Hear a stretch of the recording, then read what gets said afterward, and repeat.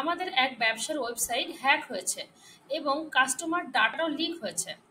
UAE cyber security ল অনুযায়ী কোম্পানির উপর কি জরিমানা হতে পারে? খুবই গুরুত্বপূর্ণ একটি প্রশ্ন। আমরা যে ভাবে আধুনিক টেকনোলজি বা মডার্ন টেকনোলজি আপডেট হচ্ছে, অনেক বড় বড় বিষয়গুলো দেখা যাচ্ছে যে সামনে আমাদের আসবে।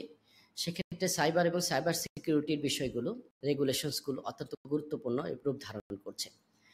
ইউই ফেডারেল ট্যাক্স ডিগ্রি ল নাম্বার 45 2021 পার্সোনাল ডেটা প্রোটেকশন ল যেটা আছে এবং সাইবার সিকিউরিটি রেগুলেশনস অনুযায়ী যদি ডেটা ব্রিচ হয়, কোনো কোম্পানিকে কি করতে হবে? কোম্পানিকে অথরিটিস এবং ইম্প্যাক্টেড কাস্টমারকে দ্রুত জানাতে হবে। এটা হলো প্রথম কাজ। আচ্ছা, তো এই কোম্পানি এবং অথরিটিকে জানাবে যে, এবং কাস্টমারকে দ্রুত প্রথম কাজ হচ্ছে জানাবে। আর এটার জরিমানা যেটা, যদি এটার সাথে রিলেটেড কেউ থাকে, এটা জরিমানা ভয়াবহ। সংযুক্ত আরব আমিরাতে ডেটা ব্রিচ বা আপনার এর যে ফাইন আছে, ফাইন এটা এটা খুব ভয়াবহ।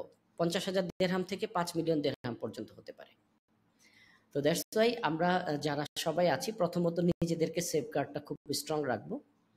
আমরা আমাদের যারা কোম্পানি পরিচালনা করছেন, যারা এর সাথে রিলেটেড আছেন, তারা কোনোভাবেই কোনো ডেটা এনডিএ সাইন করা হয়, এনডিএ সাইন থাকে প্রত্যেকটি কোম্পানি আরেকটি কোম্পানি কাস্টমারের সাথে।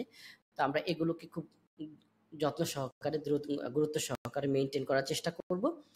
আর যদি কোনো কারণে এরকম কিছু হয়ে যায়, আপনি যখনই জানতে পারবেন, আপনি কনসার্ন ডিপার্টমেন্টের সাথে কথা বলবেন এবং তা জানাবেন।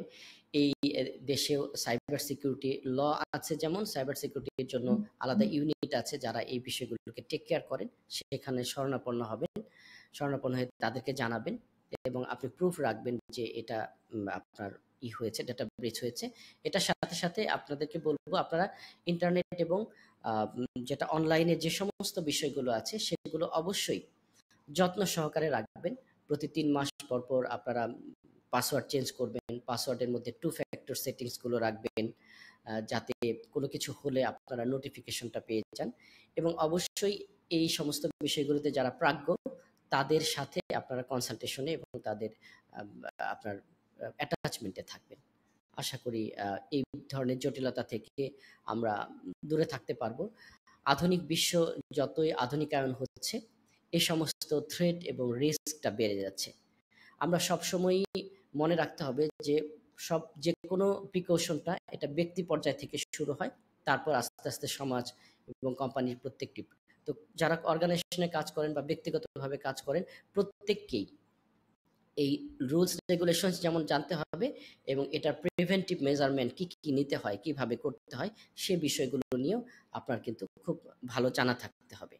তো এই বিষয়গুলো কিছু সময় নিয়ে হলেও আপনারা এগুলোতে ইউটিউব থেকে শুরু করে বিভিন্ন জায়গাতে আপনারা ফ্রি বিভিন্ন ধরনের ভিডিও দেখতে পারবেন যে এই সাইবার অর্থাৎ এই ধরনের যে সিকিউরিটি প্রিকশনগুলো কিভাবে নেওয়া যেতে পারে ব্যক্তি পর্যায়ে, কোম্পানি বা অর্গানাইজেশনের পর্যায়ে, সেগুলো দেখবেন, জানবেন, বুঝবেন এবং সে অনুযায়ী অ্যাক্ট করবেন।